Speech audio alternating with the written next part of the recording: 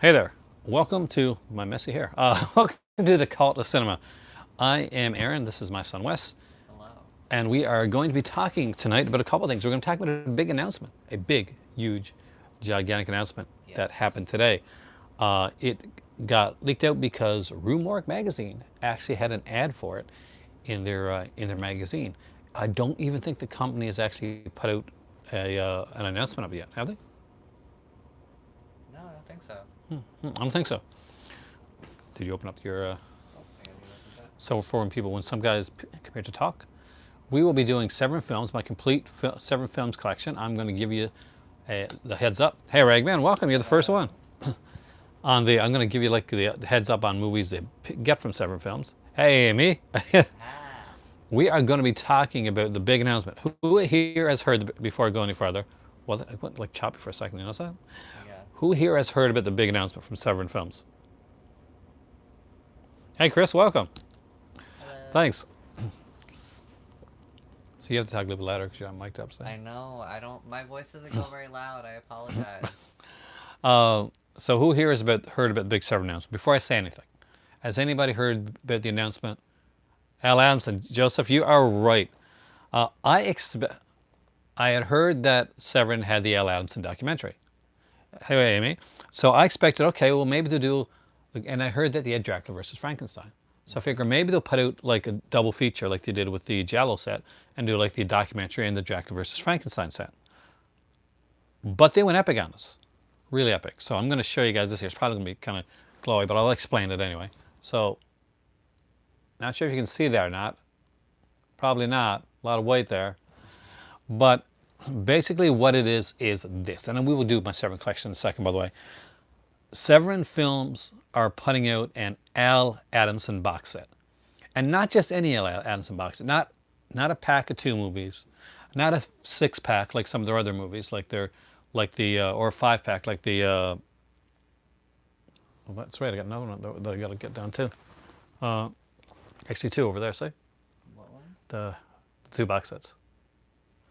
That Two. The two. That's not specific enough. they're right by the Renault box set. What is that? So Up here. yeah, those 2. This it? Yeah.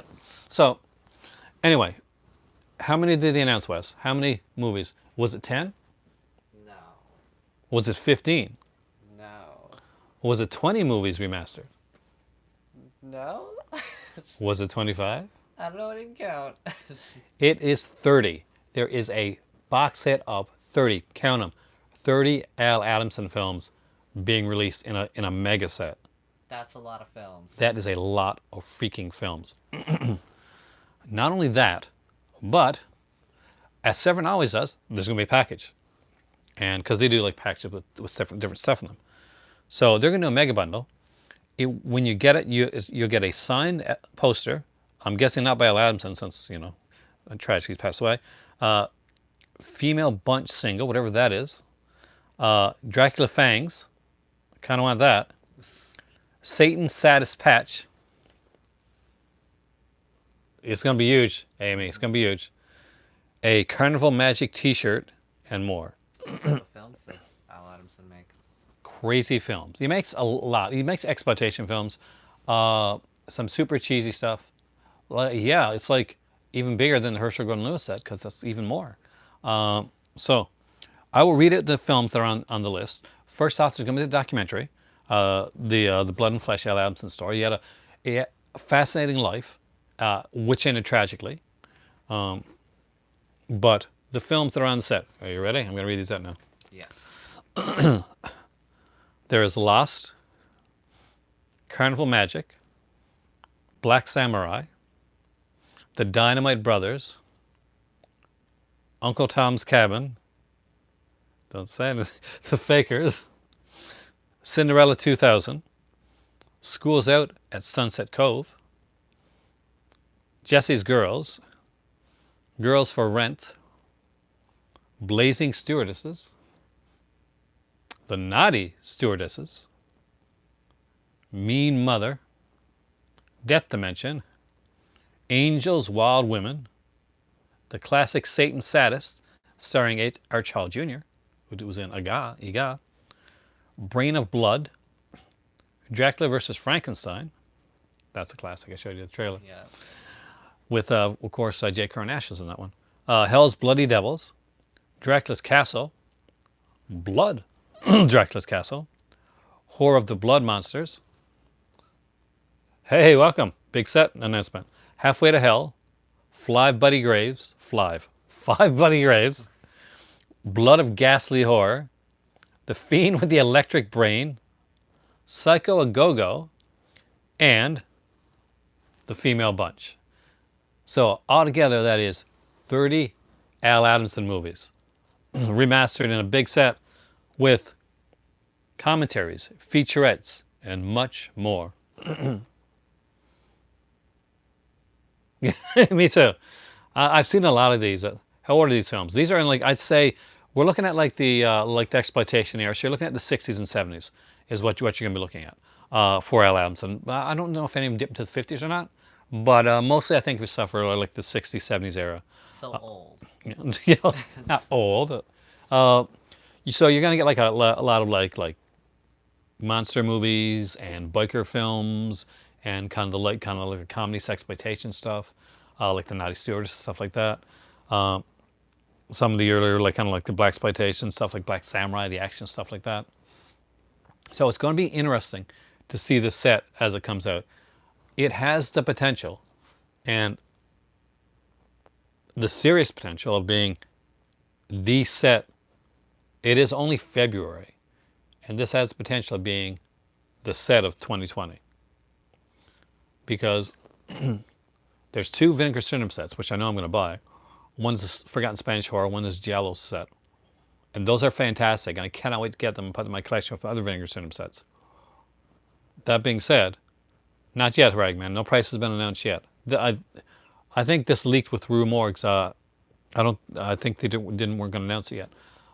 But it'll be interesting to see the price point. Hopefully it's good, because obviously I need this set. It has everything that I want in a box set. It has monsters. It has bad Z-grade acting. It has action. It has bikers. It has some girls, which doesn't hurt. So, hey Dave. We are talking 13th Wolfman about the 30 film Al Adamson set that is coming out from Severin Films. That is awesome. Fellini set. Fellini is a good set, but I will be honest with you. And Fellini's a great director. I definitely say I will buy the Fellini set, but I'm more attracted to the Al Adamson set. Like, yes, it's fantastic. There's a Fellini set coming. I got the Bergman set. I got the Godzilla set. Jay Bean is the one that gets credit for being the person that told me, by the way. He sent me a message on Facebook with the ad. We were watching Rick and Morty at the time. Yeah. And I was like, holy crap, Wes, you got to see this. And then I told him, like, show him the Al Adamson thing. And I said, this is something we have to talk about tonight. Oh, yeah. Because we were trying to decide which collection video to do tonight. And when Jay Bean sent me the ad,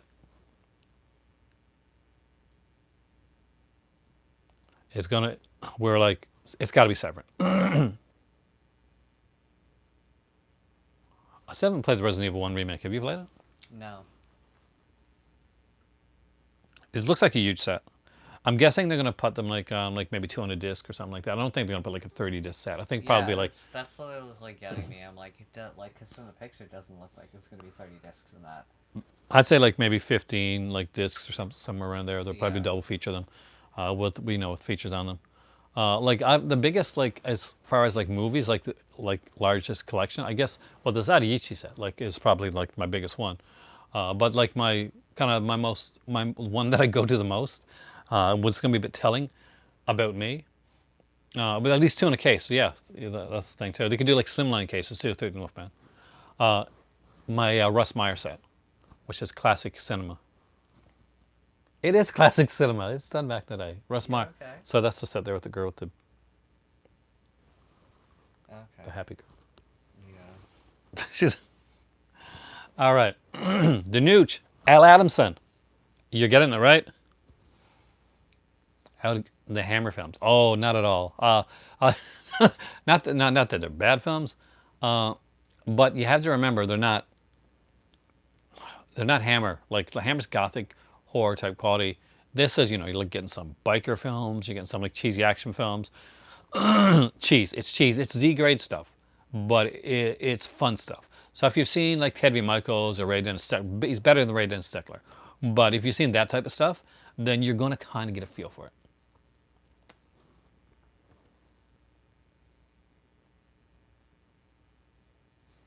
I'll be doing my Severin movie collection, and we haven't counted how many there are yet. We'll see you later. Paul Nash and Ted V. Michaels mixed. I don't know about Paul Nash. I guess maybe with some monstery films, but he did a lot more like non-monstery stuff. There's a lot more of like the action movies and the naughty stereotype movies. You ready to start on the Severin collection? And then we'll talk about a movie we watched. If you guys want to talk more about that afterwards, we can do that as well. But get my messy hair ready. We'll start with the DVDs. You'll start the back there. Yeah. So, my Severin collection. Severin's a really good company. They do like a lot of really cool stuff. They do tend to like look at ideas that's worked elsewhere and kind of like do their version of those ideas. Vinegar Syndrome did like monthly packages and stuff. So Severin does like kind of bi-monthly packages. Criterion does a Criterion Closet. Severin does a Severin Cellar. Imitation is definitely the sincerest form of flattery, and Severin do a great job with that. So I personally have loved the two Severin Cellars. We watched those tonight. Yeah. Richard Stanley was particularly good. And my crystal ball reflected the light onto my copy of this film. I've heard it's like a thing they'll tell you when you buy a crystal ball, they like cover it up when you leave. Well, when I bought these crystal pyramids that I bought, Wait, the ones with the... I had them in college. Well, way before you, anybody. When I was staying myself in college, I had about 3 crystal pyramids. Were they big? $180, $109 each. College money. All right, sorry about that, guys. So first off is the Stunt Man, which actually is a really good Peter O'Toole movie. This one, prisms. Oh yeah, they were crystal prisms. I really like crystal, and I had these like kind of crystal prisms that would kind of refract the light. And anyway, I gave them away my first year of college. I was so I don't know if I'm going to come back or not. And they're real expensive, but I just gave them around to people because first year of college. I wasn't making terrible financial decisions in my first year of college. Actually, Amy, this is a really good movie. Who directed this one? Richard Rush, right? Yeah, Richard Rush produced and directed this film. Actually, a very good film. Great performance for Peter O'Toole. This is a double disc set. Actually, do you know how much I paid for this film? Do you know how much you paid for this film? Not a lot. Can anybody guess? Wes gonna make good choices. I make good financial decisions. I learned from my mistakes. Nothing. I paid nothing for this movie because Severin had a sale a couple years back, and when you bought certain things in the sale, you got free movies. This was one of the free movies I got, and I was bummed at the time because everybody was getting the same stuff, but now, after like revisiting Stunt Man, it's a good film, and I'm glad that I got it. And we're not talking about like a little cast here either. We got like Peter O'Toole in this one, Steve Railsback, famous of course for, you know what Steve Railsback's famous for? No. One of the famous Bourne movies, Razorback. Oh. Barbara Hershey, and Sharon Farrell's in this one. Yeah, I forgot that. And Alex Rocco. So great cast. What did I miss on? This is a joke. So it's got a bunch of features too. We got an outer commentary on here with like most of the cast. Maverick career of Richard Rush, an exclusive new featurette. Peter O'Toole recounts the Stunt Man. I'm not going to do this in any of these movies, by the way, unless you ask. Devil's Squadron with Steve Railsback and Alex Rocco. Barbara Hershey interview on here. and Sinister Saga of the Making of the Stunt Man. That is a feature-length documentary. So it's a full-length documentary on here as well.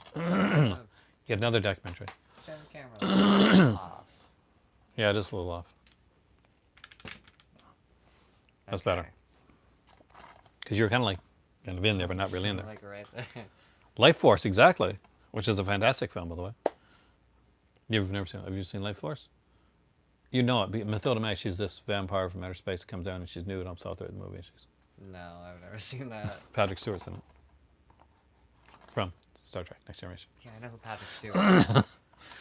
Shopping. So this is actually way better than I originally thought it was going to be. This is Sadie Frost and Jude Law. And if Mimi was here, make the Jude Law joke. I can't believe it. Oh, Jude Law. Rest in peace. Because somebody on the table once said, like, oh, I thought he was dead or something like that. Oh. There's a big story to it. But anyway, this was directed by Paul W.S. Anderson. So Paul Anderson directed this one. And if you don't know who he is, well, this is the guy that did movies like the Resident Evil films and Alien vs. Predator and stuff like that. Oh, actually, it's not a bad one. I mean, like cast-wise, too. You're looking at, like, Sadie Frost, Jude Law, the great Sean Pertwee from Gotham. You know, he's he was like Alfred in Gotham. Oh. Marianne Faithfull, Sean Bean from, and Jonathan Pryce. So 2 actors from Game of Thrones, both Sean Bean and Jonathan Pryce are in it, which is cool. So you got the Sparrow and you got, like, Ned Stark himself. Looks like Pat Benatar. Sadie Frost is cute. She was in, I think she was Lucy in Francis Ford Coppola's Dracula, actually. It does. Yeah, Marianne Faithfull's in it. You'll have to watch it to find out. And the last free one I got, because I got 3 free ones out of that set, there, and is this one right here, Zulu Dawn. Another Peter O'Toole film, and this is a good film. It's got Peter O'Toole, Burt Lancaster, Simon Ward, Bob Hoskins. What a cast. Fun film. So far, we've been all pretty classy stuff, right? Don't worry, we don't stay classy. Not on this channel. But first off, here's one I bought at a video store. Zulu, you know, so there you go. Look into shopping, 13 Wolf Man. I kind of think you're going to like it. Check it like a trailer or something like that.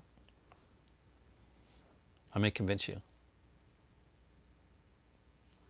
All right, you've seen the remake of this one. I know you have, right? That Quentin Tarantino did. Yes. But this is the original. Okay. So there was the original. And this is Inglorious Bastards with Bo Svensson and Fred Williamson. I love this film. Unfortunately, I will be honest, I just have a video store, so I only have the 1 disc edition. There's a really good 2 disc edition of this one, much like Stunt Man had. So there's like a conversation with Tarantino and Enzo G. Castellari.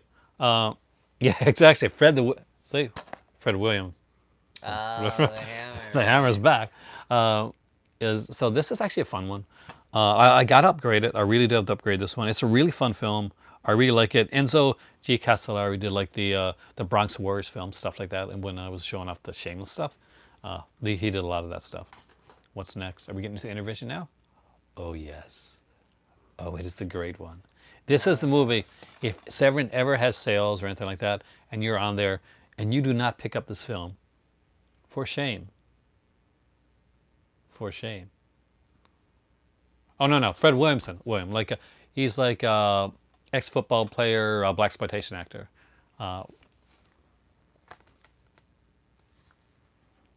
They were very different guys, but their names are similar. Yeah, Fred Ward. Fred Ward was in Remo Williams. He starred in Remo Williams, the guy from Tremors. Bo Svensson's really good. Hey, Javid, welcome. Hello. Everybody must own this film. This is movie. This is called the cinema approved. We're gonna prove it. This is cult of cinema approved. It is an Intervision title. What does Intervision mean? Do you know what Intervision means? No. Intervision is a sub-label of Severin that is all for shot on video movies. So these movies were shot directly for video. Or like they're sometimes called shot on shitio because the lower quality, stuff like that, stuff that wouldn't make it for a Blu-ray. Like Disney's straight to DVD thing. Not that good. Oh, you wish it was Disney straight DVD thing. But no, this is things, and I've talked about this on my channel ad nauseum. And yes, I have made Wes watch things. And what was your experience with things? It was wild. So, I don't think I had like a full understanding of what was happening through the whole thing. I don't think the people that made this movie had a full understanding of what was happening through the whole thing. And apparently there are sequels to this movie. There are? There's even a card game, which you would be interested in, a playable card game, because I know you guys collect games. Really? Oh my god. That's the one thing, that you guys do collect. You were asked yesterday. We do kind of. They collect like board games. Yeah. Have you gotten anything recently? No. Hello. Nice. Ryan, I'm glad you're having a good time there. And welcome back. And L. Adamson box set. Awesomeness. John Travolta turned 66. I did not know. Hey, really? Happy birthday, John Travolta. Yeah. Made some good movies, man. He did. Watch this movie. All I can say is just, you cannot miss this film. If you've never seen it, it has to be seen by everybody. As much as I want to say it doesn't, it kind of does have to be seen by everyone. Yeah, it really does. Next up, this is a double feature. I haven't watched this one yet. Actually, my dad gave me this one. Can you still cover? Yeah, okay, she covered. So, it is Murder Lust. Oh no, we got on here a bit like 20 minutes ago. And the second one is, what's that called again? Project Nightmare, I think. So, I've been told some really crazy things, some good and bad things about this film. I'll be honest, like when Dad showed it to me, I was like, okay, that cover looks interesting. There's like a commentary on the first film, and the second film, I guess they couldn't do a full commentary, they did a partial commentary. Not sure how that works, but like maybe they gave up half the way through. I'm sorry, we can't watch all this movie either. We're going now. But it's one is this kind of a slasher film, like a serial killer slasher film, apparently rarely seen, called Murder Lust. The other one is a trippy type of obscure VHS nugget. To the television logo. Actually, I didn't notice that, but that is a really good point. Oh my god, it is. 13th Wolfman. Be all observant. Okay. So next up is a Bruno Mattei film. I'm a huge Bruno Mattei fan. I remember like The Simpsons. Was it The Simpsons? No, it was South Park. Used to do like partial commentaries where they'd come in for like 2 or 3 minutes, do a commentary and then go again. It was kind of their gimmick, right? As I say, we can't say stuff for the whole thing. This is Jail, the Women's Hell. It is well, it's exactly what I think. It's a kind of a sleazy women in prison type of film, but like one of the jungle prison ones. Not like, so it's not like the regular prison. It's a jungle prison. And as for like cast-wise on there, we got Yvette Yazan from On the Living Dead, Diane Cranston from Zombies: The Beginning, both Bruno Mattei films, and Jim Gaines from RoboWar. Wow, another Filipino film. This was shot in the Philippines. Oh, really? So let's go for the blues. Or no, DVDs. I got some DVDs first. Yeah. Oh, the DVDs first, I guess. There's two. You had your hands on them. Oh, these two. Yeah. Okay, we'll start, and then we'll go like back through. Okay. Who's Bruno Mattei? Well, Bruno Mattei is an Italian director. Think of like a lower budget, like Lamberto Bava. He's kind of in line with guys like what was the guy I'm looking for? I'll mention him as I go through here. But he does like a lot of like kind of like this exploitation. Like he does a lot of zombie films. He did Rats, right? Umberto Lenzi, yeah. Think of him as kind of an Umberto Lenzi type. 13th Wolfman has my back tonight. So, these are great documentaries. I don't know if I've showed you these or not. These are documentaries. Oh, really? And I love the video nasty era. And this is Video Nasties. I liked Danucci. I liked Mattei's movies for him. So if he didn't like them, I gained great joy out of movies like Rats and stuff like that. So this is Video Nasties. This is the first documentary. It's a fan-freaking-tastic documentary. I love Bad Blood. That's Bava though, not Matai. Bava's classier. And disc 2 and 3 has trailers of the video nasties. So 33 on one and 39 on the other. Each one of these trailers has an introduction to them. So it makes it seem like a second documentary. You didn't like Bay of Blood? Oh, it's a fun one. Not his best film by far, but it's a fun film. It's like you got to take. It's a lighthearted film, very tongue-in-cheek, tongue-through-cheek. No Bay of Blood. Well, no Halloween, no Friday 13th. But yeah, no Bay of Blood, no Friday 13th Part 2. That's where a lot of the scenes come from like Friday 13th Part 2. Some of the kills are lifted directly from Bay of Blood. Really? Yeah.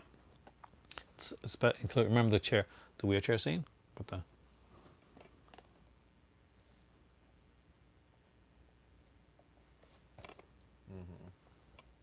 This is the second one. It's even better than the first documentary.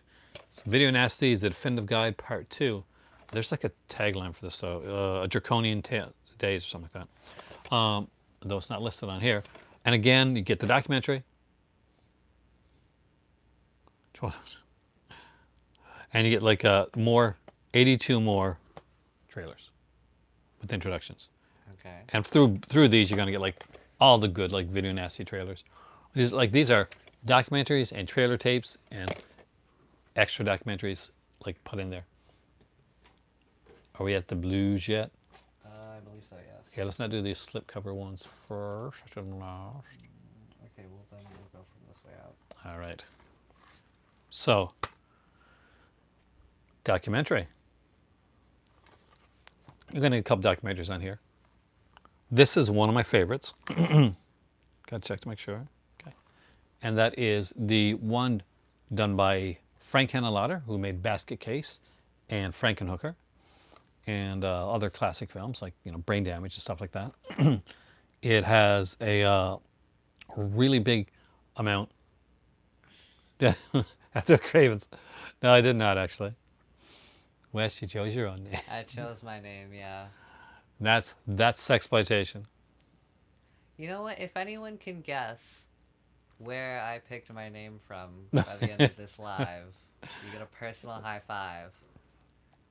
I don't think there's a Mimi Craven, is there? So, Wes. Or Wes. Wes like Wesley, like Wes. I have seen some found footage in documentaries. I have the rec set, so obviously I like found footage. That's Exploitation. It's a great documentary. I strongly recommend it. It's a fairly long one. Runs 136 minutes long, about the length of our video last night. Mimi Craven was Craven's first. I didn't know that actually. So, Really? the more you know. Da da da da. Wes Anderson. No.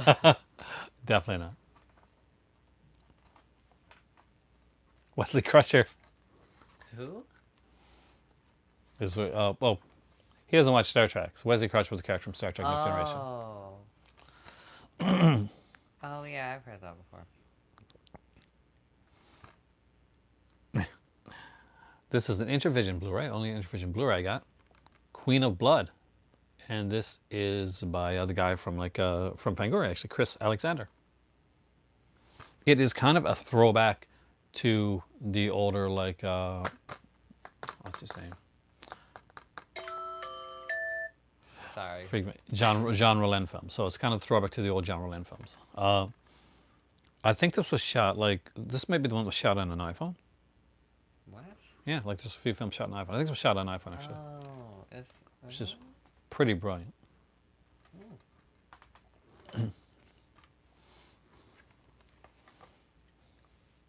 That was Queen of Blood by Chris Alexander from Fangoria. Was shot on an iPhone.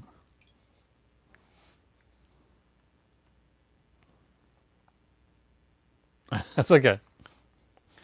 Next up is a Exploitation classic. I don't know if you've seen this one. Yeah, Exploitation. You like Exploitation. Canadian horror. And that is the great Kathy's Curse. Look at Kathy. Are you freaked out yet? Are you freaked out yet?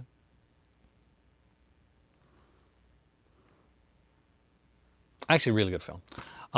Like this film, this used to be on a lot of like a lot of those cheaper box sets, and I'd be able to add a horrible print on the set. But this is a gorgeous print. It the print is gorgeous. I haven't watched the whole thing, but I turned it on to check it. The quality. The quality is excellent on this one. There's like a bunch of interviews, audio commentaries, introductions, directors, and alternate U.S. release cut of the film as well. So there's 2 cuts of the film on here. So excellent stuff. Strongly recommend it. Have I seen Tangerine or the Steven Soderbergh film that was shot on the iPhone? I don't think so. I know what you're talking about, but I don't think I've seen it. To be completely honest with you. Someone was asking about that movie where it starts like they start to remake Nightmare on Elm Street and Freddy comes out of the film kill. Is that the one where like That's the the star comes back? New Nightmare. Yeah, for where she comes back. New Nightmare. The thing where she had like the stalker was real. Mimi's favorite one actually. Yeah. It's Mimi's favorite, like one, which is Nightmare, New Nightmare. Wes Craven's The New Nightmare. Somebody asked me like here on, I gotta find out. Maybe you guys can help. Did I like Driller? It's okay. Driller is not one of my favorites, but it's fun cheese. It's Abel Ferrer. Unsane. Yeah, I haven't seen Unsane yet. So somebody asked me a question. Maybe you guys can help them out. Hey, Troy, welcome. Yeah, we're doing Severin, and I did talk about the box set. I'll talk about it again after. So somebody asked me a question. Maybe you guys can help them out. Phantasm 81 came onto here, and hopefully you'll see this. So I'm going to read you the comment that they made, and maybe you guys, because you guys are movie savvy too, can help them out. Hi, Aaron. I like to follow videos. Bangs is not very good, so I hope you can understand me. Maybe you can help me. There's a movie that I saw a long time ago, but I can't remember the title. I have clues. Anyway, first of all, I think it was a TV movie or low budget. 1, I think it's early 90s, late 80s. 2, the plot similar to Dress to Kill. 3, the protagonist is a former police private detective. A customer arrives with a case about a lost sister, or maybe a girlfriend. He doesn't know if she's dead or alive. He gives him a diary or something like similar to a diary. That is the only clues. The detective reads the diary, feels intrigued, and in the end reminds him of Dress to Kill. The client is actually turns out to be the murderer. So if anybody from those clues can figure out what that movie is, I haven't been able to figure it out myself yet, then definitely feel free to comment in the comment section down below, or even put it on here as well, but kind of do both. I really like Tangerine Dream's music, and I think they do great jobs with like soundtracks. It does sound familiar, Rich. That's what's killing me. Hollywood Chains the Hookers. It could be, I never even thought about that. But that doesn't seem TV movie-ish, so you know what I mean? But still, it could be. So next up is a movie that's fascinating for its behind the scenes. Tangerine Dream, Jabbit, they're a band, and they did something like really good soundtracks. Yeah, they did the score for Legend. Did score for a few films. I think they did the score for The Keep. I could be wrong on that though. But I thought they did score for The Keep, and The Keep, unfortunately, we can't get here in North America. So, they like Goblin? Different from Goblin, but very good. Different type music.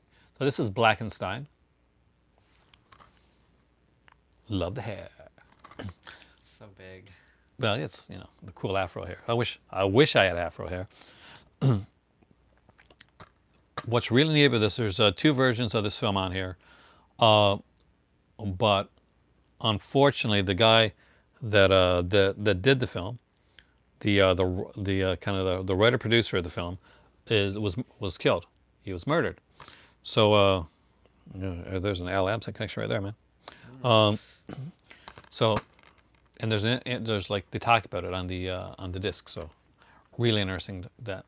What a fun fact. Tangerine Dream did an amazing soundtrack for Firestarter. I love their soundtrack for Firestarter. Oh God, how do I get this one here? This is a classy film. Don't look at me with judging eyes. This is a. Yes, I have seen her. I've seen Wolf Cop. It's really funny. What's even funnier is if you buy the Blu-ray or the DVD, either one, like at least here in Canada, it has like a kind of a promo, like a trailer for Wolf Cop, done by the Trailer Park Boys. And if you don't do Trailer Park Boys, you should really look them up because they're extremely funny, and they shoot their show here in Nova Scotia. I hope Joe Bob liked Wolf Cop, or me and Joe Bob gonna have to come to blows after some things he said. Joe Bob didn't like Black Christmas. Really? Yeah, I lost a little bit of respect there. And there's another one. He survives for another day. I prefer Darcy. Darcy's my favorite out of that. She's the male girl. This is The Sinful Dwarf. It's a film Sure is. about a sinful dwarf. I love Legend, actually. That's what baffles me. I mean, like, maybe Joe Bob's getting older, or maybe, like, the logic behind the ending of Black Christmas. I like Tammy and the T-Rex, Andreas. I mean, you gotta like that type of stuff. It's super cheesy, and so super fun. But if you don't like it, I mean, like, there's a fight scene. I showed you the fight scene at the beginning, where the two, like, Paul Walker and the guy are fighting. Very young Paul Walker, by the way. Oh, the fight scene. And they're doing a fight, and then they grab each other between the legs, like, and squeeze, and it it's like such a weird fight scene, but it kind of sets the tone for the entire movie after that, in the fact that this is gonna be an insane movie. But yeah, I enjoyed Tammy and the T-Rex. I think it's worth picking up. This is an edition that Vinegar Syndrome put it. That's not it wasn't available ever before. It is so bad it's a good type of movie. It's super fun. Joe Bob's just one guy's opinion, but unfortunately his opinion, Jay, is so up there because he does know a lot of stuff about a lot of films. But I would debate Joe Bob on Black Christmas. I would be up for that. So Sinful Dwarf has 2 films on there. Actually, there is another film on there. It's this one more of an X-rated film though, called The Blue Balloon, which actually I did like actually a lot. It's a adult film with a really good story to it, and a little bit heartbreaking actually. Indy, did you hear about the Adamson set? Got to say that. I'm gonna be saying this a lot during this video as people come in. L. Adamson 30 movie set. How can you not love that? 30 L. Adamson movies. I know right now. I don't even guess. Indy is gonna have that set. I do have the DVD one with this, with the translucent cover and like that on it. It's a fun film. I mean, I like Blue Balloon better. I'll be honest with you, but I'm not sure if that's on that one or not on the set they put out. All right, are we ready for some classic horror after some like kind of sleazy stuff? Might want to take a shower and stuff. This is classic stuff. Barbara Steele, one of the queens of horror. I have some lenticular covers. I have all the Vinegar Syndrome lenticular covers. This is Nightmare Castle, Castle of Blood, and Terror Creatures from the Grave. If you are a Barbara Steele fan, you should be a Barbara Steele fan. Barbara Steele rocks it. All on one disc too. Yeah, she wasn't Fellini's 8.5. So yeah, she got like some legit she Mara Bava's films too, like Black Sunday and Black Sabbath, stuff like that. She is hot, and of course she is in David Cronenberg's film Shivers. She's in that. She did like a lot of stuff. She was like this English actress from over to Italy, became like super like popular and super famous for doing like a lot of Italian horror. Really crushy horror. I think Barbara Steele's really crushed a lot of people's. Yeah, like there's a ton of stuff. I don't look at the features on this. So many. Yeah, like this, they do not skimp on the features with this stuff. And it is such good. And you could buy this for actually fairly cheap, and you get like autographed editions of it too. You can't give Black Sunday another try. Give it another try. One of these days, Brian, if I visit your way, we'll watch a couple movies. I will charm you into liking those films. Next up is a documentary that I know Mimi would like. I think you would too, actually. And that is Future Shock, the story of 2000 AD. Brian does not want to see me come his way. 2000 AD was a British comic book, which where Judge Dredd came from. It was kind of subversive and political and kind of underground and science fiction and stuff like that. So this is a documentary on the on the whole story behind it, and it's fascinating. And the names, and you may know some of these. You're a bit of a comic person. So Neil Gaiman worked on that. Pat Mills, Alan Grant, John Wagner, Grant Morrison, Dave Gibbons. You know how much Mimi loves Grant Morrison. Karen Berger, who was the creator of course, Vertigo line. Did I miss anything? March 13th, when it's Friday 13th. That's on 7 is their Adamson announcement. Ooh, April. I don't want April street date. I want like a March street date. My birthday is March 31st. That's my birthday. I was almost born on April Fool's Day. It's almost a joke. Almost a joke. Almost. Almost. But yeah, check this one out. It's a really great documentary. If you haven't seen it, definitely see it. What's up next? Oh. Any thoughts on Spookies? Spookies, get it. 100%. 110% get Spookies. And I'll tell you why. Spookies is an insane movie. It makes very little sense. You'll enjoy it. But there's a second disc that is even, it's even better. It's got a huge, over 2-hour long documentary on, so it's got a documentary first on the making of Spookies, which is fascinating because the story behind Spookies is more fascinating and interesting than Spookies itself. And I did like Spookies. And there's a second documentary on Vipco, which was a British label that put out a lot of video nasties when video nasties weren't supposed to be put out. And they put out movies that they weren't supposed to put out that they didn't have the rights to as well. The guy behind Vipco is an interesting person. Danuch, that makes me happy. Thank you, Danuch. So yes, definitely get Spookies, 100%. If you're looking at Vincent stuff, and you say maybe you got like a $5 coupon or something like that, like it'll take a little bit off. I think anybody here that has the Spookies one can rep for it, because I would definitely say, you know, go get the Spookies one. New Horizons, oh, I'd have to look into that one for you, Alan. I remember New Horizons, actually. I remember them from the VHS days. Next up is House on Straw Hill. It's got Udo Kier, it's got Linda Hayden, and Fiona Richmond. Now, this movie, like, one, don't watch this with your parents or kids. There's a ton of nudity in this film, but it's a good film. It's a really fun film. Udo Kier is particularly strange, like he's in all the films that he's in. Linda Hayden is interviewed on this, and Linda Hayden, she was an actress. She did like a lot of stuff, but she hates this film, and she like makes no bones about it in talking about it. And if it's still available, there's a bonus Video Nasties documentary on here called Ban the Saddest Videos, which actually was a really good documentary. I really love it. Have you ever seen any of my Video Nasties documentaries? No, I don't We may think watch so. one tonight, then, because We I think should, you'll like we them. should. Now this is another great documentary. See, somebody asked for a documentary, so you're getting documentary stuff tonight, man. Lost Souls. And this, yep, The Doomed Journey of Richard Stanley's Legend, Island of Dr. Moreau. This is the 3-disc edition. This is the one I recommend. This is called the House of Pain edition. Richard Stanley is an amazing, it was you, Javid, I know. I wonder if you can say it. This is an amazing documentary. So Javid, if you've never seen this documentary, check out this documentary. I'm not even joking. It's one to put up there with Jodorowsky's Dune, as in like, did you like it, Daz?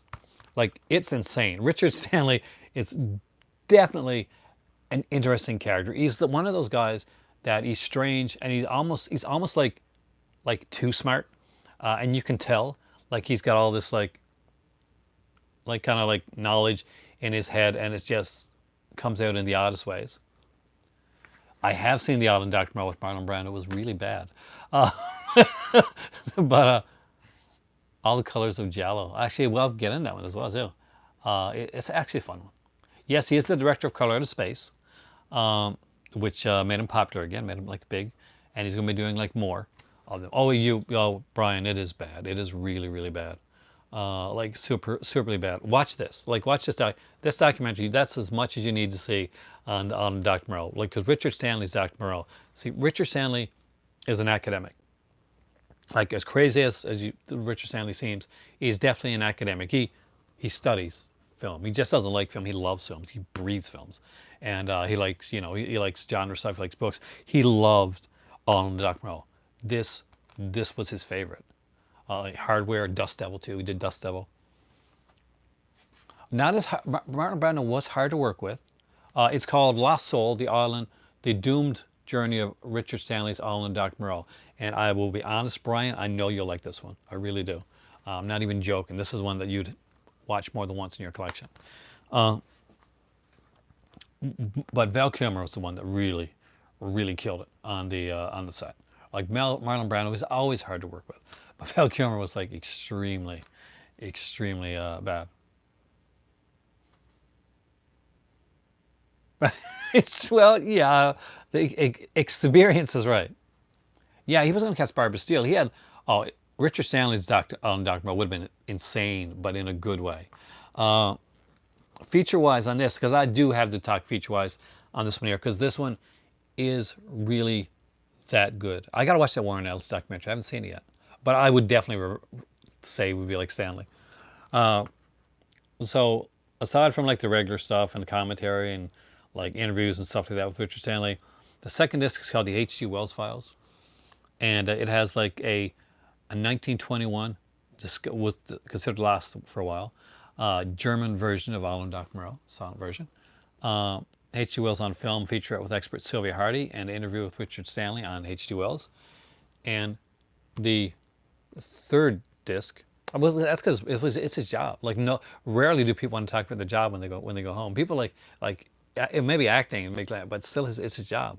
And for Brando, it was his craft. So it wouldn't be something that you want to talk about. The third disc is a CD-ROM, and it has an audiobook on it. It has Richard Stanley reading the entire Island of Dr. Moreau. So definitely worth checking out. What's my favorite Brando film?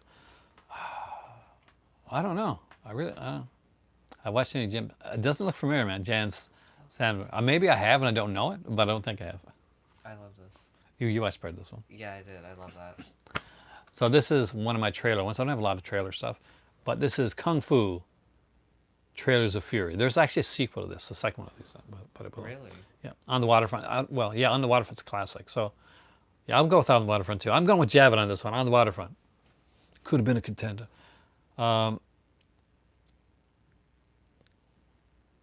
Great trailers one. You like this, right? Yeah, I love So it was, I think, it was curated by Rick Myers, who did the book.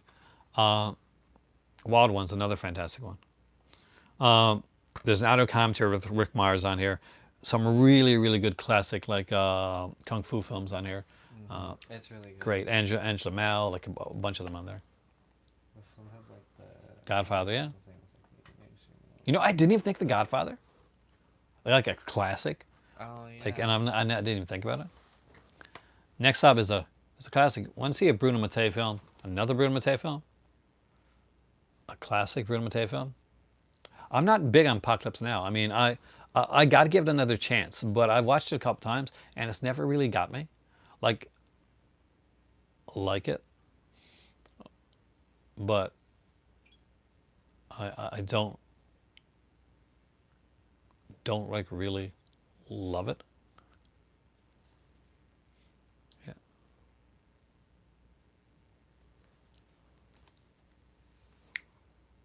I don't really love it. It's like, just stop me for a second. Shocking Dark. Bruno Mattei's classic film. You know what this movie's about? No. Have you seen Aliens? Maybe? Have you seen Terminator? Yes. Imagine if there were one movie, an Italian, and the alien was a puppet. So it's kind of like... No, I don't want to imagine that. Yes, you do want to imagine that. No, I don't think I do. What you're saying is like, you don't want to imagine that because what you want to is you want to see the movie in person. I don't think I do. Like the creature. That just is alien. It's fun. And it has Jaretta, who was in Demons, by the way, but she stars in this one. Classic. I love their black cases. Fun film. Bruno Mattei, Schlocki, Really good on this. next two together, I guess. because they go together. Yes. Next up is the classic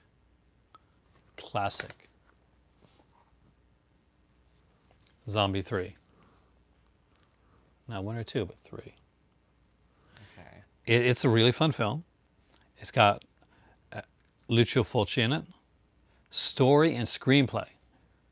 Oh no, these William, when you buy Severin films, these come in black cases. That's one of Severin's things, is the black cases, which is technically Zombie 2. It actually is, yeah. But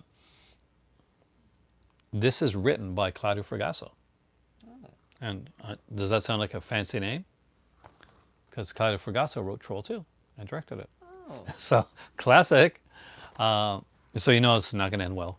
He writes a lot of kind of like nihilistic endings. What's my favorite war film? I don't really know. I like the Hell and Back, the Eddie Murphy one. But there's a lot of war films. I'll do a war video one of these days. We'll talk about it.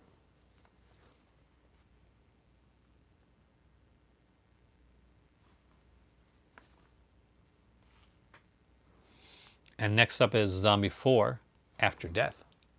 Oh. You would assume, since they're zombies, it'll be after death. But hey. I've never got to meet him. Did you meet Claudio Fragasso try? I've never got to meet him. I really would like to meet him, though. And this is directed by Clyde Anderson, otherwise known as... Well, Claudio Fragasso. it's his North American name. Or Tammy the T-Rex and Spookies off of Walmart. Nice. Let me know what you think. Don't curse me. I hopefully you love them.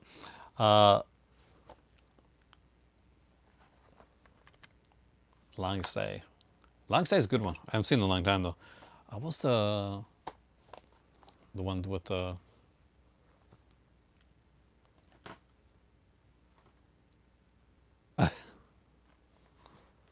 Did we miss come? So next up is Halloween 2. Well, not actually Halloween 2, but My Halloween 2. Absurd. It is a Italian film that's kind of a sort of semi-sequel to another film, Anthropophagus. But it's very much like this guy he's supposed to be dead, and he comes out of hospital, and he goes and he terrorizes this like girl's babysitting like her paralyzed sister and stuff. This is fun.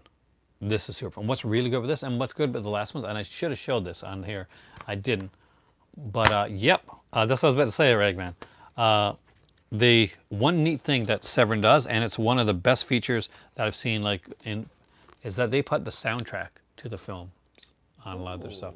So both Zombie 3 and 4 have the soundtracks to the film there.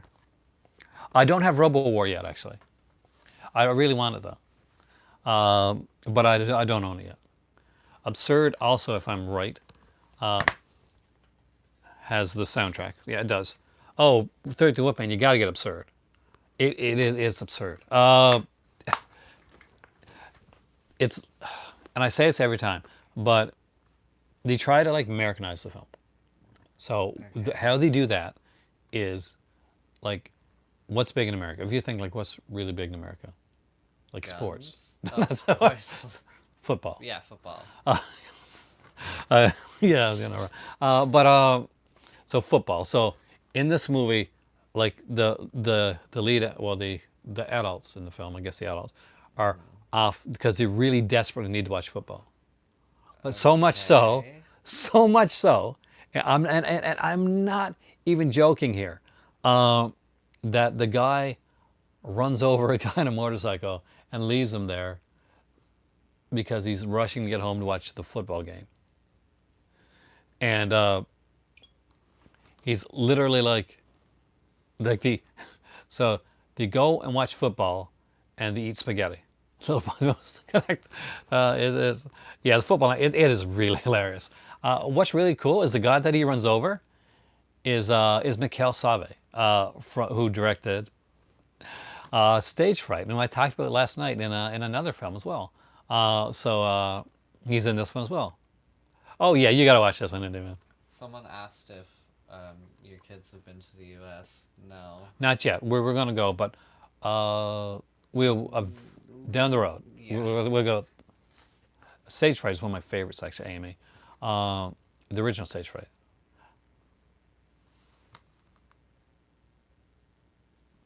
I love this film. I love The Devil's Honey. It is Lucio Fulci, and it's one of his best later films. I utterly adore the film. It's not horror, but it's really well done. It's a bit of, I wouldn't say horror, it's psychological.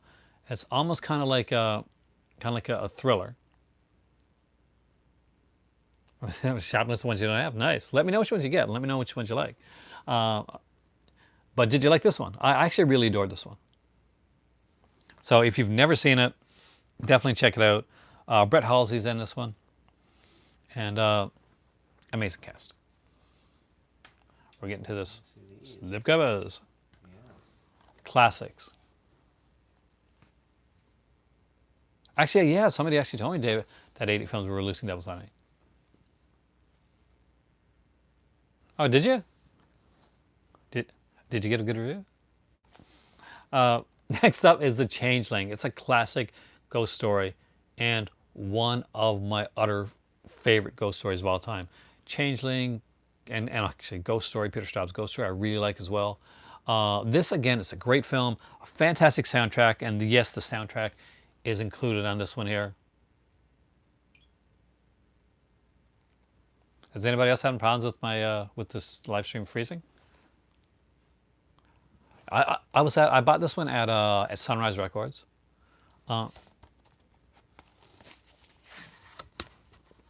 And here's the inside cover of it.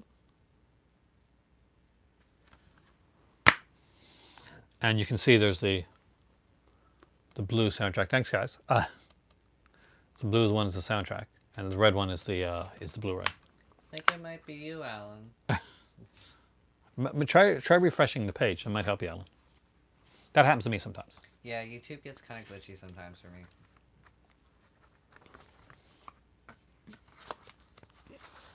We will still be here. Promise. Next up, Second Sight did an amazing edition of that film. This is one of my favorite slipcovers of all time. Can you see what here?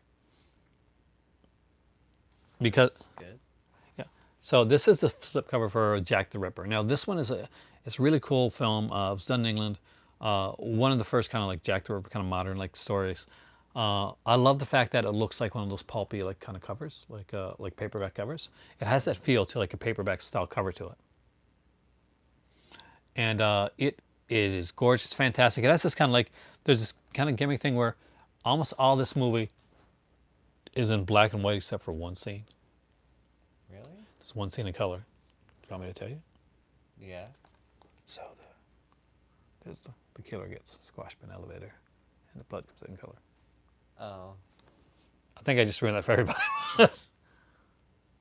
I've seen Criterion's, Lodger, yeah, years ago, but who directed this one here? Oh my God, who directed this one here? I can't remember right now. Let's see if it says here.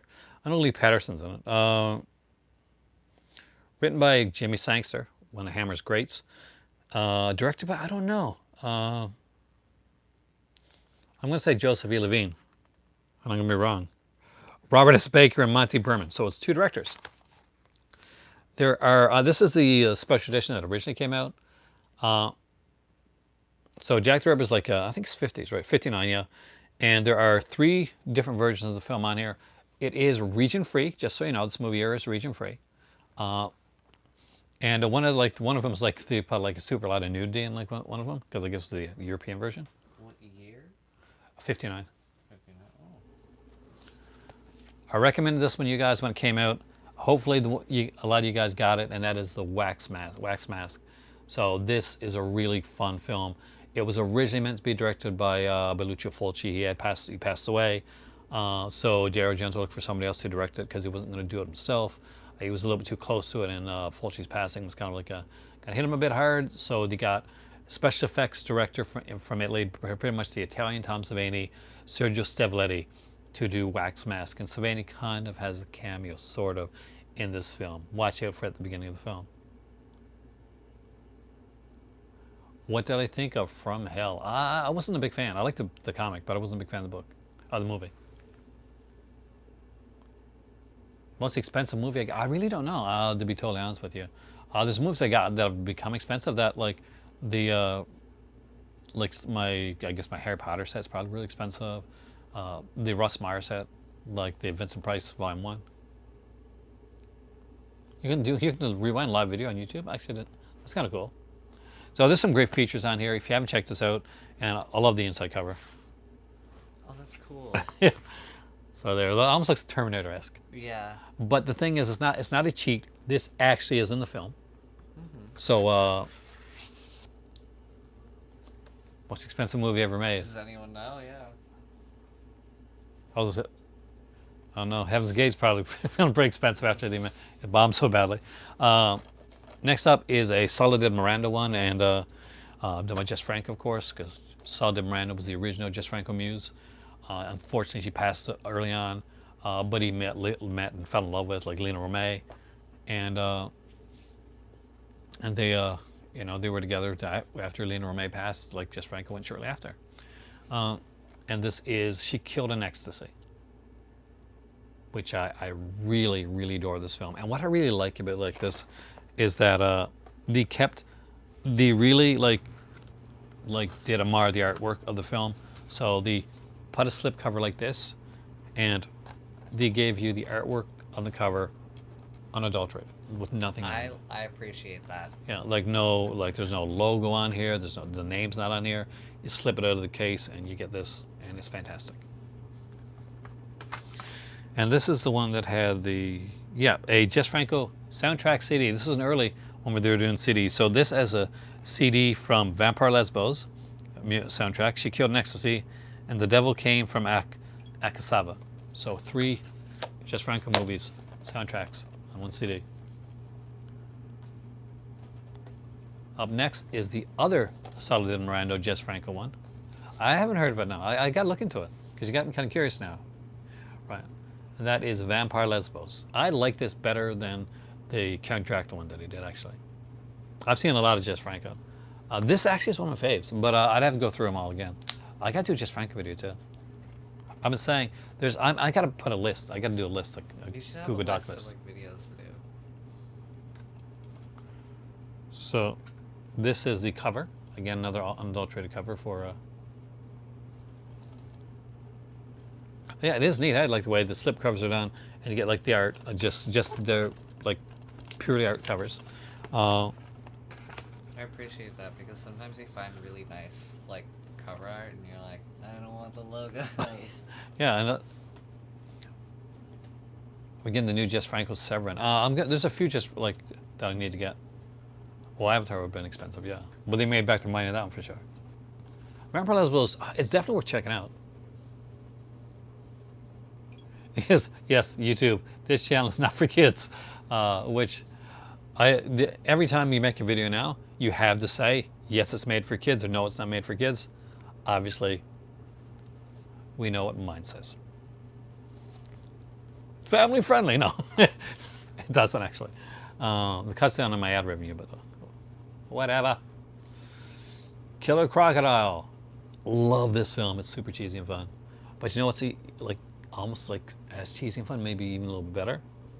Killer Crocodile Part 2. Oh. Yeah, both of them. You get them both here. Idiot Films put like a little box set, a nice box set of this too. But I just really like the way this is done. Brian Sauer. I feel like the first cover is like spookier than the second. Like I feel like it got like less intense from first to second. You know what I mean? There's a lot of people. Oh my God, there's a lot of people. There's these 2 people here. Yeah, so. Like it went from like, oh, the crocodile's wreaking havoc to like. And on the inside, you get a third cover. Oh. Really, really fun. From Brian. Brian asks, did you find me from the Just to This podcast?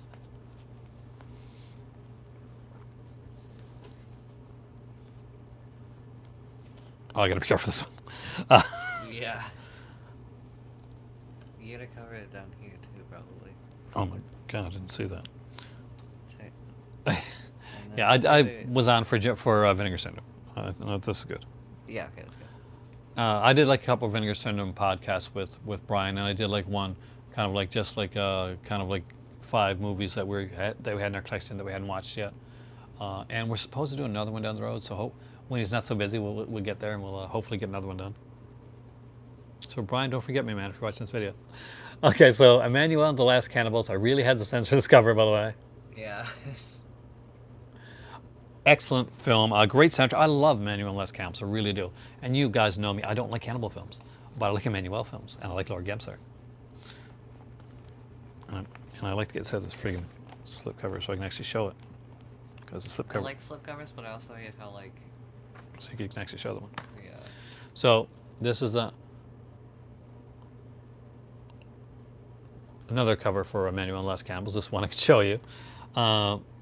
This one does have the soundtrack, which I don't think I can't show you because it's nudity on soundtrack CD as well. So, but yes, it's a Joe D'Amato film. I like Joe D'Amato. He does like a lot of exploitation films. He dabbled in like the X-rated cinema as well. Did some stuff with Rocco's Afridi, if you know what that is. You shouldn't, but you over there, you should know. Some of you should know. Oh, son of a. It's tight. It is tight. It's tight. 11 Days, 11 Nights. Haven't seen that one actually yet. I don't think I've ever seen it. This one, this should be on everybody's list.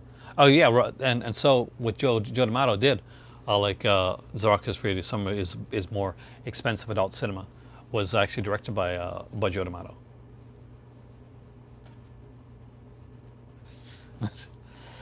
So this is Skinner. If you don't have Skinner, like next time Severin is a sale, pick this up. I'm not joking. This is really fun. It's got Ted Raimi, Tracy Lords, Ricky Lake. Way better than I thought it was going to be. I seen it years ago and I kind of liked it. I watched it again and I fell in love with it.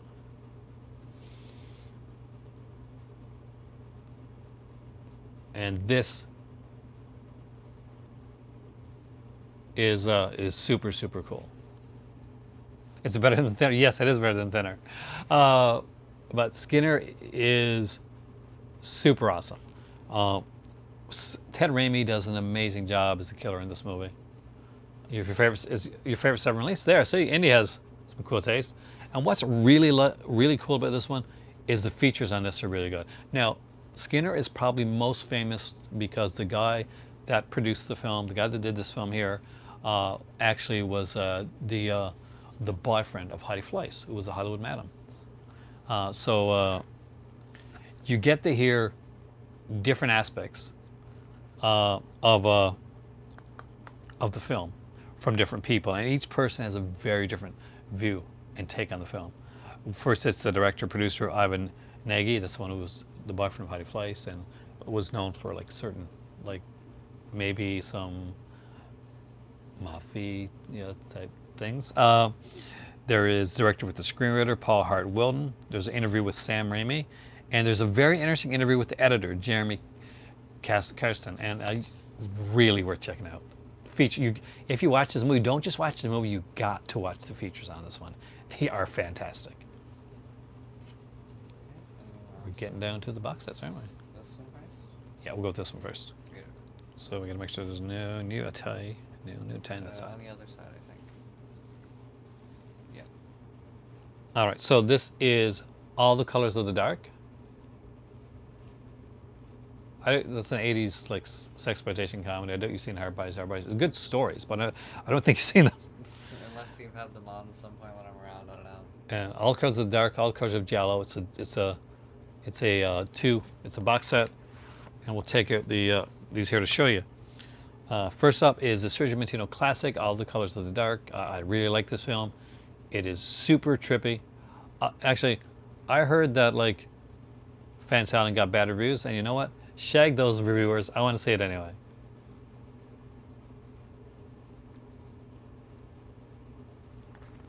Because movies are meant to be fun. It's like they're meant to be fun. And some reviewers just don't get that. Not every movie's an Oscar film. Some movies are just meant to like sit down and watch and have fun with. Top tier. Oh, definitely. All the cards are so different too. It's such a differently unique Jello. Not like basically she's having some problems at home, West, right? And it's Edwidge Finch is pretty much the queen of Jello. So she talks to her neighbor she's met, and she's like, well, sometimes when I'm having problems, I go to a satanic black mass. So she decides to do that. Okay. And surprisingly, you're going to be shocked. It doesn't work. Really? You know, I thought that would be a foolproof plan. Going to a satanic black mass does not cure her problems. It makes them worse. Have I seen a movie called They Live? Roddy Piper, one where he puts on the sunglasses and they can see the aliens. So if you haven't, you really should. Mimi should have shown you that one.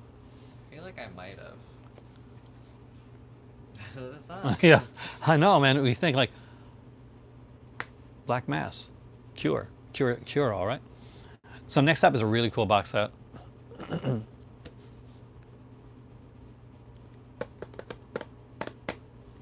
I don't think you can be alone in your Black Christmas love, Indy. I really think I'm gonna like that one too. Hayden Jack's Shoulder. Oh, a great film, by the way.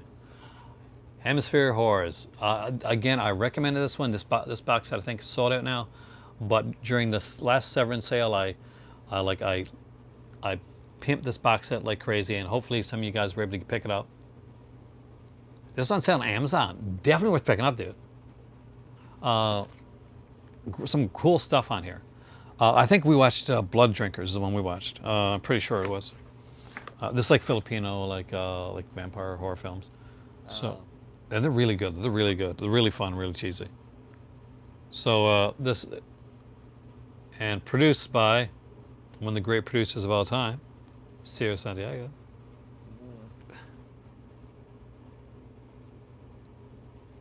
Like this was fun. Blood Drinkers was really cool. No, it was a Curse of Vampire I watched. No, it was Blood Drinkers. It was definitely Blood Drinkers. It's better than the Blood Island set, in my opinion. My not so humble opinion. We get Brain of Blood, because you gotta have the Brain of Blood, right? And of course, the classic double feature, Black Cat and the Torture Chamber, Dr. Sadism. And that has Christopher Lee, the great Christopher Lee in it. So, actually classic. Godzilla box. The Criterion one, I do have that one. And last but not least of the Severins, Blood Drinkers is really good, Amy. It's really fun, and it has some insane sequences. If this thing here is $34.87 on Amazon right now, and people aren't picking this up, dudes, come on, my man, look. It has some great stuff, and it's limited edition. They are numbered. This is 1,415 out of 3,500. Pick it up. Because if this really is on sale for that price, definitely 100% pick it up. Yeah, sure, good idea. Get it because that's an insanely cheap price. That's it's out of print on their own website. It's out of print on Amazon.ca, so grab it. You like Godzilla films? I do. It's more Mimi's thing. Yeah. Mimi loves Godzilla films. Mimi should be hopefully here in March. Yes. I'm going to try and get her on camera. She's harder to get on camera than you, though. Yeah. But if I do, we'll be doing a Godzilla one for sure. Another out of print Amicus that if you can get it, I definitely recommend it. It's the Amicus Severin release, and that is the Amicus collection. I'm a huge Amicus fan. I love these films.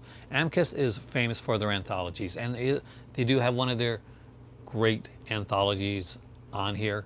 I'm going to leave that for the Godzilla video, Javid. I'm kind of like, I keep you coming back. I got a documentary one to show you. I got an Amazon. I got an Amazon one. I got a Godzilla one to show you.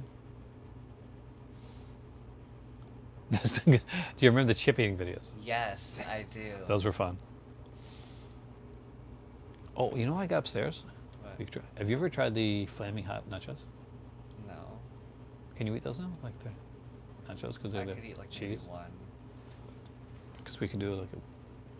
Oh, we could try. Would you want to, though? I could do maybe one. So, it has... So, in the time since the last chip eating videos, my stomach has gotten much more sensitive. Unfortunately, Wes is only here until Thursday morning, right? Yeah, I'm only here for like 4.5 days. Yeah. I'm going to miss you. I'm on... It's a week break from this in the middle of the semester, so Yeah. I'm gonna go back and do classes. To the one chip challenge. Oh, the one chip challenge, that's a super hot chip. Yeah, Like, never. This has a box set falling on the floor.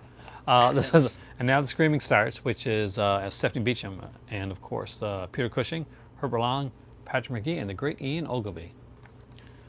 We have The Beast Must Die. With the Werewolf Minute, which should become an actor. I Wes. actually have an actor friend. Yeah, that's true. My coworker is an actor. I've had a blast. These have been some of my favorite videos that I've done in a long time, is having Wes here with me. I'm just really great. I make everything better. You do. You Asylum. Do these have reversible covers? Well, we'll find out in a second, actually. If this thing kept... Go home, you're drunk. Box set. Asylum. Asylum does a reversible cover. I'll check that one for you. And the other one, Vault of Amicus, which has a ton, like around over an hour of like trailers, a 3-hour audio interview on here as well. They're not like famous, big star famous. They're more like local famous stuff. Although she did play a character in The Mist. Yeah, the TV series. Show, the Netflix show. Do they have reversible covers? Only the Asylum does. Okay. So Asylum is probably one of my favorites, like on here. And this one does have a reversible cover. I'll actually show you. It's got the original cover. It's right there. Oh, nice. That's the original cover for Asylum. They would use Robert Bloch a lot for writing for Amicus. Like they did like The Psychopath with Robert Bloch. They did Asylums. Like Robert Bloch, of course, the guy that was Psycho. But Amicus really liked this stuff. What they really should have done was Robert Bloch's short story, Yours Truly, Jack the Ripper. Severin film, Jack Frost. Actually, this is Vinegar Cinema's Jack Frost. I have it. I have 3 movies named Asylum. And even a company named is named Asylum. I like this art. What? I like this art. Yeah. It is great. Yeah. There's actually a t-shirt. Did a t-shirt with it. Really? Yeah. Did we miss the word? No. No, the Oh. think of picking up Anthropopicus and Absurd. Definitely worth checking out. Anthropopicus is a bit on the gore side, but it's okay. It's still a bit of a fun film. George Eastman is in it, and he's really, really good. He's like a huge guy, like a mountain of a man. Very smart guy, and he wrote a lot of the films that he was in. Definitely worth checking out, Kobe fan, if you haven't seen them. Absurd, I really like. Absurd, I like better. Like most people love Anthropopicus, and that's their favorite. But Absurd, I adore that film. Yeah, that agrees with me. Absurd is it's super fun, and it's more of a slasher type of horror than the other stuff. Now, before we go any farther, we've got a short review to do, and we are going to be talking more about that. We're going to talk more about that afterwards, stuff like that. Mm-hmm. So, Wes, what did we watch last night? What was the film we watched right after we did this video? Break. I don't have Beyond the Darkness yet. Break. And has anybody here seen Break?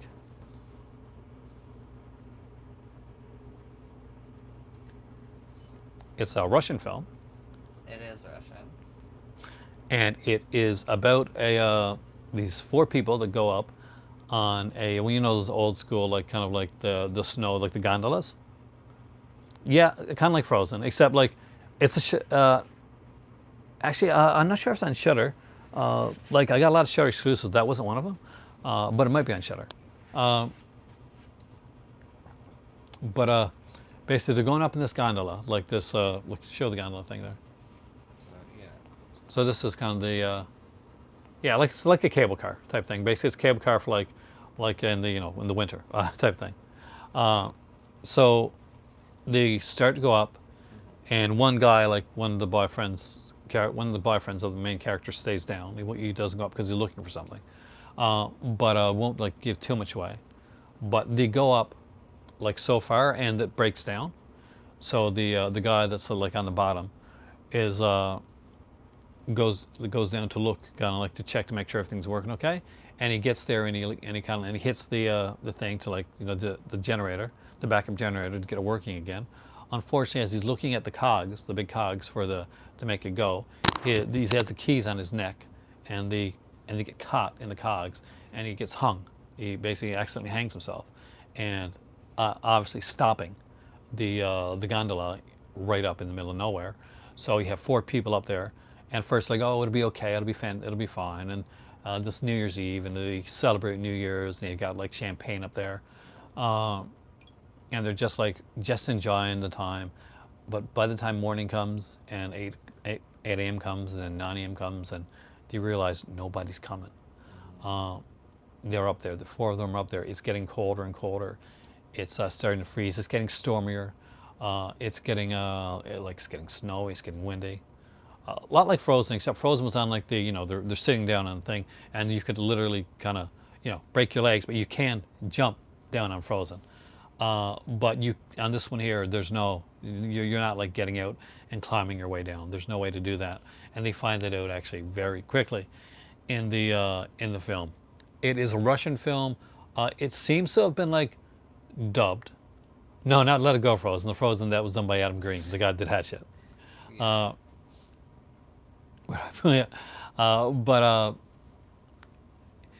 there some of the like the lines, it's not like people talking. Yeah, It's like like it's not delivered like real people are saying real things. it's like yeah, like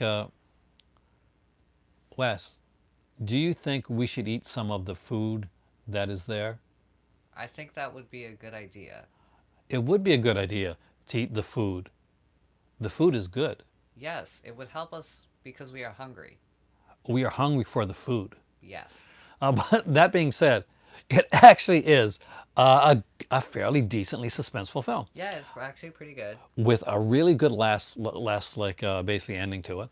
Uh, Yeah. well done. It definitely picks up along the way. Mm-hmm. There's characters in. There's one character in particular going to be like from the second you see him on the screen, it is It Russian, is Jab Russian, it. yeah. But it is dubbed in English, so it's not subtitled. It's dubbed in English. But I think it would have been better sub. 'Cause I think the reason that it hits a little like it gets better. it doesn't have subtitles. It was only like a $12 movie at Walmart, so I think the reason it gets more like better as it goes on is because there's less talking. that actually I would agree with that actually. Wait a second, mother, it does. Yes, It I'm does, wrong. love? It does have English subtitles.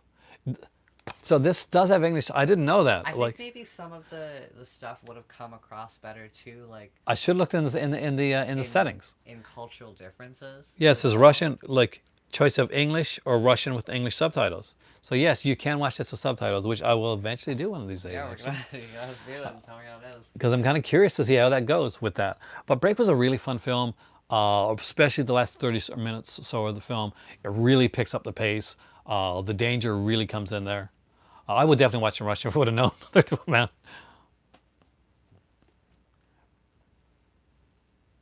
And Frozen Car. Yes, that sounds really familiar actually. It's definitely worth checking out, Jabba. And there's some like stuff like Frozen is a lot more bleak in certain ways, but this one has some really good scenes. Like there's sequences in Break where they actually kind of because it's a gondola, so it's like it's like a cable car. So they actually climb out on top. If you're like you don't like heights, there's a couple sequences there where Yeah. definitely. Oh, English subtitles are very rarely the same as English dub. Different people are, they just a lot of people like have like a passing one.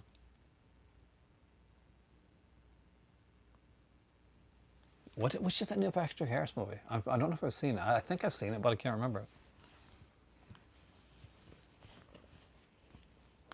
But there we go. How many? Now, can we count the Severins and see how many we got there?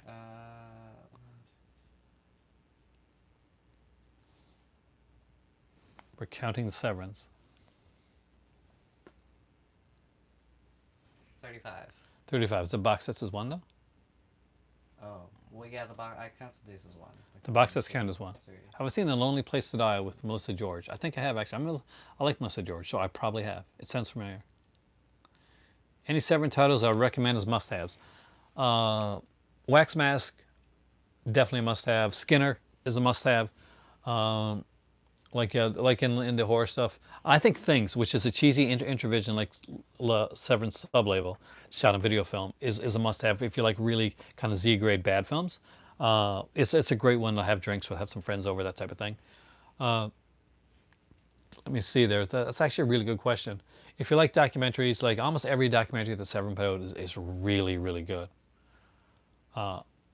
Snowbound. Yeah, I have seen that then.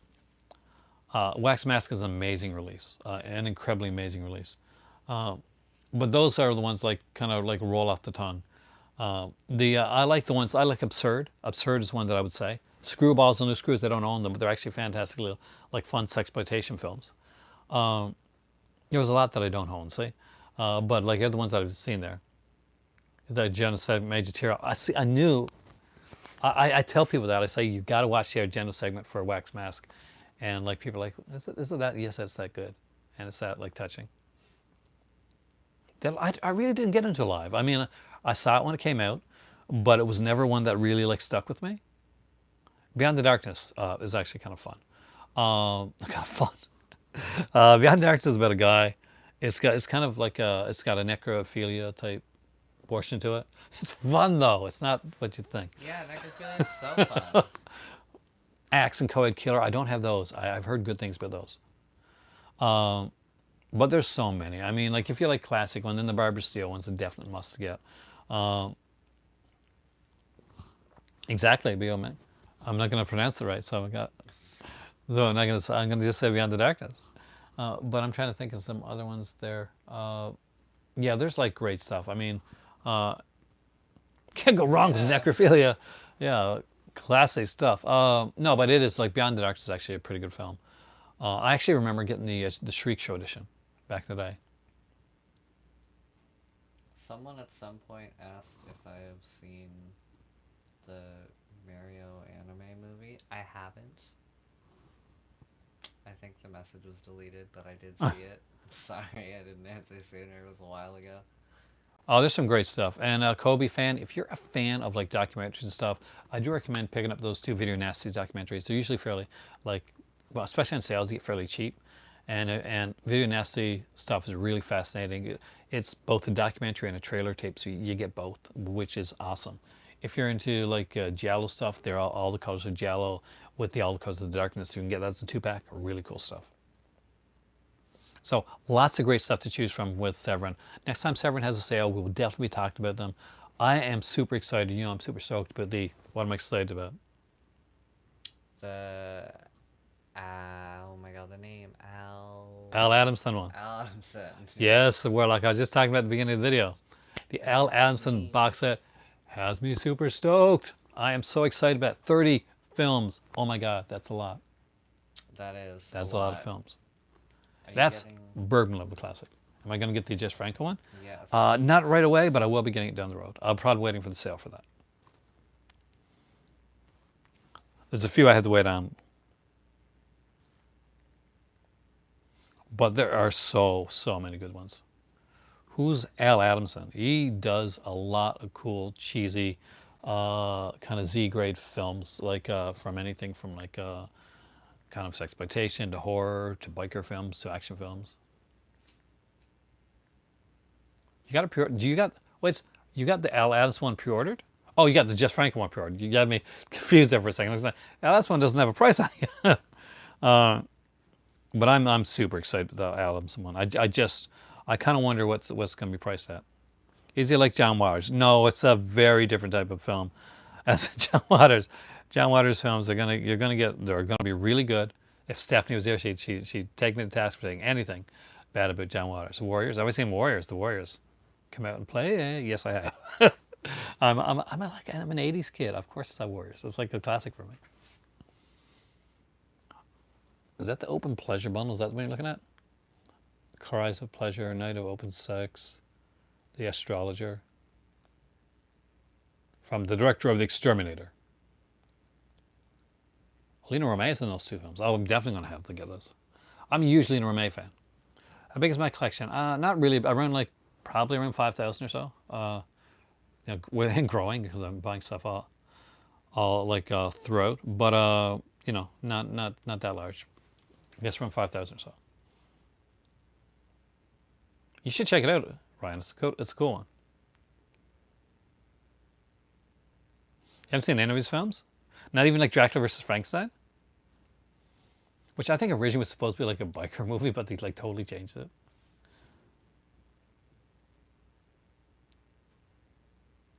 Every format. I'd say every format. I do not discriminate. I actually probably more if I go into like my Laserdisc and my VHS and stuff like that. Here's a good question. What are you looking to pick up next? That box set. Actually, I have like nothing in the near future. Not till my birthday. I made a deal with my better half that if because I won a Vinegar Syndrome like gift certificate during their Valentine's Day sale for people that don't know that. So I said I wanted to get like a certain amount, but I could get it, but I had to. Like I own two film projectors actually, two or three I think, three film projectors. But I had to say okay, you don't buy anything else until your birthday, and I agreed with that. So I have like the 7 like Vinegar Syndromes coming, and I'm going to be doing a very special episode that is definitely not for kids called when I do the unboxing for that, which will be the called Cinema After Dark. I got two 60 millimeters and two 8 millimeters, I think, and one Super 8. So neither. But I will get a 16 down the road. Did you buy comics? No. No. His brother, but his sister buys comics. Yeah. Although I recently, not that it's like, traditional comics ever, but I recently actually found a collection of Calvin and Hobbes that was the same collection that I had as a kid. Did you get it? No, I wanted to, but I was on my break at work, so I was like, I gotta go back to work. But I'm gonna go back and get it sometime soon. I was like I used to collect. Mimi still collect? Mimi still collects, right? Does she? Yeah, she does. Mimi, she collects like a lot of comics. I try to, but usually I only end up buying. I always say I'm going to get back into it, and I always end up buying like going to Free Comic Book Day and then buying a bunch of comics with it. And then I don't buy anything for like for a long time afterwards, because right now there's a new big like storyline going on, kind of going to be a big jumping on point for DC because they're rebooting it again, and I'll probably get like the first few of that to see how it is.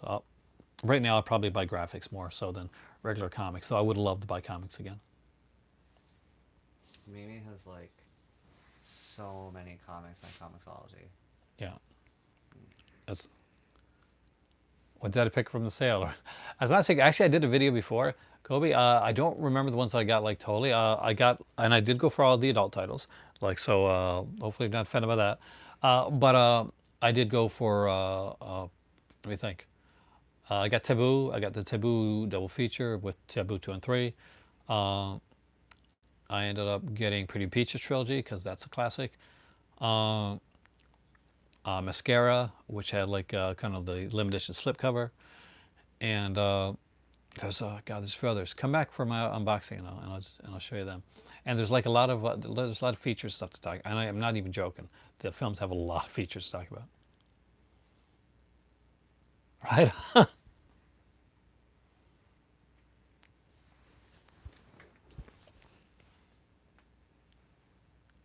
That'll be my job. That'll be my goal. This was what I was doing for a living. I'm like, obviously, not. That'll be awesome. The Ebon Press comics are excellent. I don't have any myself, but Warlock is right. They do some excellent stuff. I do own the Zadichi box set. I own all the big Criterion box sets, so I've been pretty lucky that way. I have not seen the adult version of Super Mario Brothers. Though that did make me laugh. Not the, oh no, not the Olympic set. I might be on the Olympic set. Try. I'm not quite sure. Like we looked at it and we're like, it didn't grab us. Do I know what the next 4K release is? I do not know. I wish I had an inside a scoop on it. No, I know people that probably know. Steph probably knows, but she's not telling me.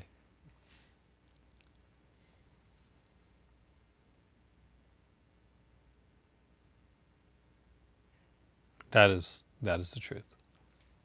Now this is the time of the night where, if you have any questions before we go, because we're going to go watch a movie soon, because we started doing this video a little bit later.